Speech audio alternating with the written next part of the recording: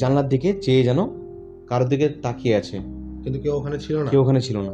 এরকমই বাইরে জানলার দিকে তাকিয়ে আছে ম্যামা করছে। হ্যাঁ, আমি কিন্তু বিড়ালটাকে নিয়ে চলে আসলাম এবং তাকে রুমে রাখলাম।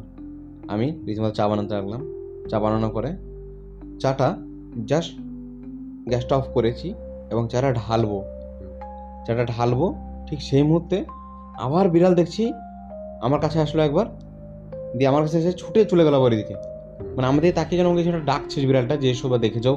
মানে বোঝা যায় না যে বিড়াল চাইলে যে হ্যাঁ খাবার চাইলে যেমন বলে যে আমাকে খাবার দাও, এরকম একটা ব্যাপার। তো এটা বোঝা যায়। তো মনে হচ্ছে যে বিড়ালটা আমাকে ডাকছে, কিছু একটা সে দেখাতে চাইছে আমাকে। আচ্ছা। এবং সেটা আমাদের তাকিয়েই সে বিড়ালটা কিন্তু টুক করে আবার চলে গেলো ওখানে।